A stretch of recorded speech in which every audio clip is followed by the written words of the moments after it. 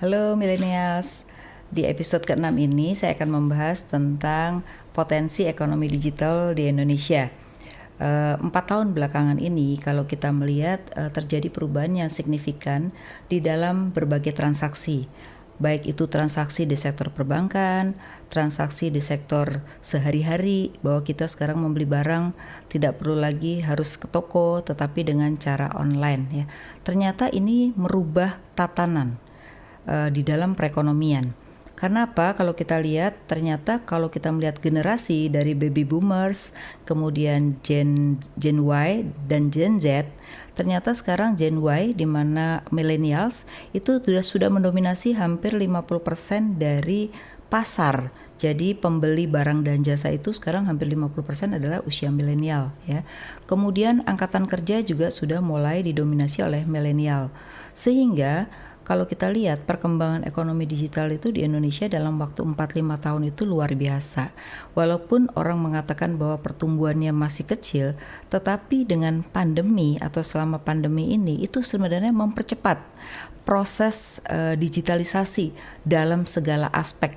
Bahkan kalau kita perhatikan, bukan hanya jual beli barang, bahkan sekarang ini justru seminar yang biasanya didominasi oleh hotel-hotel, sekarang justru webinar hampir setiap hari mungkin kita bisa lihat ada 10 webinar ya.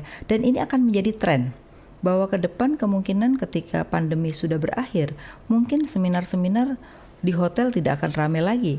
Tetap orang akan menggunakan webinar dan bisa malah diikuti oleh orang seluruh Indonesia dan malah dari negara lain pun bisa ikut. Nah, ini kan artinya apa? Ekonomi digital potensinya luar biasa, tetapi bagaimana kita sebagai masyarakat Indonesia itu bisa membaca ya, karena dengan membaca perilaku masyarakat, dengan membaca pasar, kita bisa melakukan sesuatu. Otomatis potensi ini menciptakan investasi yang cukup besar ya. Karena apa? Dengan teknologi kita membutuhkan investasi yang cukup besar. Oleh karena itu, mungkin sebagai orang yang akan bergerak di dalam potensi ekonomi digital ini, tentu saja kita harus berkolaborasi ya, mencari partner. Karena tanpa mencari partner, semuanya harus kita adakan sendiri, itu mungkin malah merugikan. Kenapa? Yang namanya teknologi itu perubahannya cepat sekali ya. Bahkan kita ingat dulu dari 2G, 3G, 4G ya, mungkin sebentar lagi udah 5G.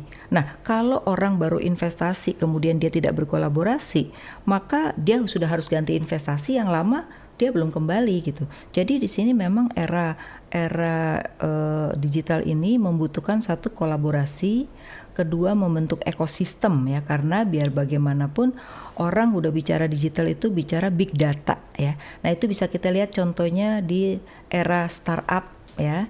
Kemudian ada juga kalau kita lihat startup itu baik di sektor keuangan maupun startup di bidang transaksi perdagangan ya.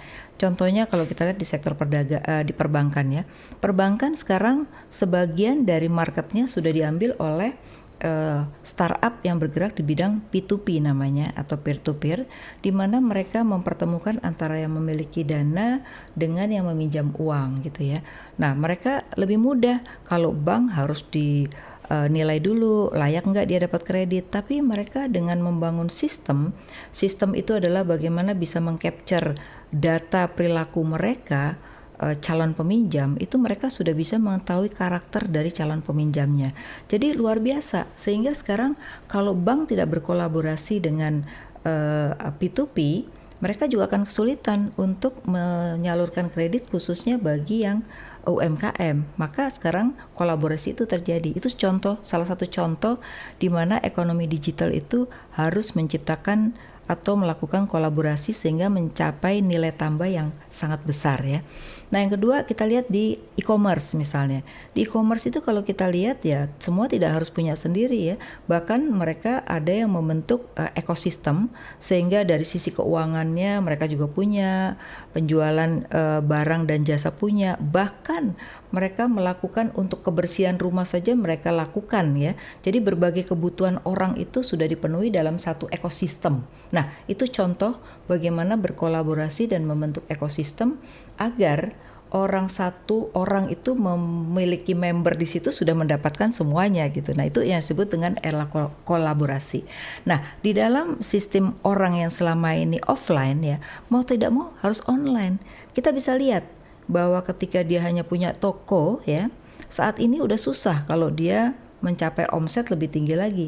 Pasti omsetnya akan turun. Nah, yang akan lebih banyak justru melakukan dengan cara online. Oleh karena itu sekarang harus O to O. Jadi offline to online itu sekarang harus mulai dilakukan oleh hampir sebagian besar orang. Supaya apa? Tingkat penjualannya kalaupun di offline-nya turun, dia akan naik di tingkat online gitu. Jadi ini juga menunjukkan bahwa ekonomi digital itu menimbulkan berbagai perubahan di dalam perilaku ya. Jadi mungkin ini akan kena dampaknya kepada sektor properti ya kan. Karena orang nanti akan jual banyak online, jadi nggak perlu yang disebut offline itu bikin toko gede-gede. Mungkin toko hanya cukup untuk etalase, untuk memamerkan barang, tapi jualan terbesarnya justru dari online gitu. Nah, ini juga sudah merubah tatanan dalam perilaku masyarakat di Indonesia. Bahkan orang ke dokter pun juga harus mulai dipikirkan. Orang mungkin ke depan nggak mau ke rumah sakit, tapi sekarang kita bisa chattingan dengan dokter, bayarnya berdasarkan waktu misalnya, ya. Ke apotek nggak perlu lagi ke apotek, sekarang kita bisa beli lewat online juga obat gitu ya. Nah ini juga merubah segala tatanan dari segala aspek kehidupan manusia. Nah yang perlu kita pikirkan adalah dengan potensi digital yang semakin baik, maka angkatan kerja ini yang akan menjadi pertanyaan juga gitu ya. Wah nanti banyak pengangguran dong kalau orang sudah digantikan semua oleh mesin kan gitu ya. Nah disinilah perlunya dengan potensi digital yang sangat tinggi ini kita harus mulai juga melihat pada diri kita sendiri gitu. Kita ada pada posisi yang mana, karena mau tidak mau ini tidak bisa dihindari. Ini akan terus berjalan sejalan dengan berjalannya waktu ya. Apalagi dengan pandemi ini, percepatan di sektor digital ini luar biasa sekali ya. Kita lihat pertumbuhan dari penjualan digital ketika pandemi selama 3 bulan itu naiknya signifikan.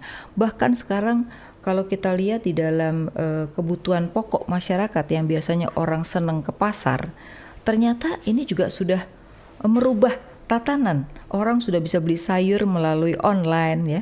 Ini juga merubah lagi tatanan baik generasi bukan hanya milenial, tapi generasi baby boomers ya, di mana mereka yang tadinya gagap teknologi, sekarang mau tidak mau dengan menggunakan handphone sudah bisa.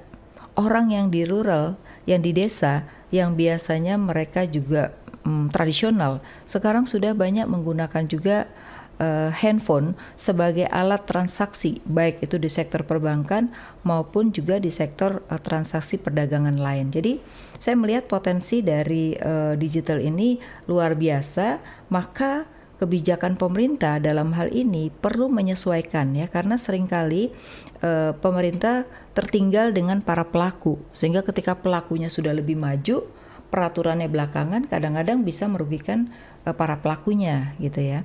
Nah para pelaku juga begitu menurut saya, kalau para pelaku ini harus membangun forum atau asosiasi agar juga bisa memberikan masukan kepada pemerintah bahwa dengan perkembangan potensi digital ini aturan-aturan apa yang diperlukan gitu, supaya apa? Supaya jangan sampai Anda sebagai pelaku dirugikan gara-gara tidak match dengan peraturan yang ada ya. Itu yang pertama. Yang kedua, sebagai pelaku ekonomi digital, Anda juga perlu memikirkan bahwa digital itu juga kebanyakan tidak punya aset ya, karena kalau kita lihat e-commerce itu hanya memindahkan barang ya, jadi mereka hanya sebagai broker. Kemudian juga mereka di dalam transaksi P2P juga memindahkan uang dari orang yang perlu dari orang yang butuh kepada orang yang punya uang misalnya. Nah, jadi di sini mungkin juga perlu memikirkan bagaimana membina dari sektor-sektor yang akan diperjualbelikan gitu, sehingga ada hubungan ya dengan sektor yang akan menjadi atau yang diperjualbelikan itu, terutama yang di sektor e-commerce ya, itu menjadi penting juga gitu. Kalau tidak ya hidup dari broker itu agak berat ya, karena nanti persaingannya juga sangat besar ya. Nah, di sini perusahaan-perusahaan juga harus memanfaatkan big data. Jadi keunggulannya dari ekonomi digital ini adalah memanfaatkan big data ya, karena kita kan sekarang sudah menggunakan yang namanya sosial media ya. Nah, sosial media ini pun juga sekarang sudah bisa dikapitalisasi karena orang tidak lagi iklan di radio atau di TV, sekarang iklan sudah mulai melalui digital. Nah, ini juga berubah, makanya banyak perusahaan-perusahaan iklan yang tutup. Ya, kenapa? Karena mereka tidak memahami perubahan perilaku bahwa sekarang orang lebih suka mengiklankan di sosial media dibandingkan di TV atau di radio gitu. Nah, ini dibutuhkan sekali dinamika perubahan yang cepat, termasuk juga perilaku dari pengusahanya ya. Jadi Anda juga gitu, kalau sebagai pengusaha itu harus fleksibel di dalam aturan-aturan ya. Kenapa? Karena dinamika itu berubahnya begitu cepat. Kalau kita di dalam aturan perusahaan itu tidak fleksibel, maka kita akan dirugikan dengan aturan kita sendiri. Nah, ini banyak terjadi saat ini ya. Orang seringkali hanya mengatakan itu aturan, padahal aturan itu bisa dirubah gitu. Jangan sampai aturan itu merugikan kita, justru kita harus memperbaiki aturan itu sesuai dengan dinamika lingkungan, dinamika perusahaan, bahkan dinamika di dalam regulator juga gitu. Nah, ini harus ada keseimbangan. Jadi saya melihat potensi ini tidak lagi 5-10 tahun, tapi akan jauh lebih cepat perkembangan dari digitalisasi ini ya, terutama setelah pandemi ini akan mulai perilaku masyarakat itu sudah berubah ya. Kalau kemarin mereka masih melihat ya make, tetapi mereka masih lebih suka dengan cara tradisional. Tapi dengan kita pandemi yang 3 bulan kemarin, kita PSBB, lalu juga dengan relaksasi ini, ternyata membuat orang terutama di kelas menengah itu yang masih berperilaku yang sama ya kan, sehingga akhirnya ini akan membuat potensi ekonomi digital akan lebih cepat. Oleh karena itu para millennials, Anda kan paling tidak Anda sudah jadi pengguna ya kan, pengguna handphone untuk transaksi bank, transaksi jual beli. Nah, Anda pun di dalam angkatan kerja ya, nanti Anda harus mulai memikirkan bahwa ini akan ada percepatan, sehingga Anda juga harus memahami bagaimana ketika Anda masuk di dalam perusahaan ya, harus bisa fleksibel ya, jangan terlalu kaku, karena dengan kaku Anda akan rugi sendiri. Lalu kalau Anda jadi orang yang kerja di pemerintahan ya, Anda harus menjadi pendobrak ya. Selama ini kan birokrasi kita tuh masih kalau bisa dipersulit ngapain dipermudah kan gitu ya. Jadi gimana caranya sebagai regulator pun harus mengikuti dinamika lingkungan supaya mereka juga bisa membuat kebijakan-kebijakan itu yang sesuai dengan dinamika, sehingga kita diuntungkan, dan kalau kita diuntungkan pastinya seluruh Indonesia mendapat keuntungan ya. Jadi tidak perlu selalu kita minta tolong pada negara lain, atau kita selalu butuh padahal sebenarnya kita punya kemampuan, tetapi kita kadang-kadang tidak menggunakan kemampuan itu seoptimal mungkin ya. Jadi pesan saya, ekonomi digital ini akan lebih cepat berubah dan akan lebih cepat terimplementasi, maka berubahlah kita sesuai dengan perubahan digital itu sendiri. Terima kasih para milenial, sampai jumpa di episode berikutnya.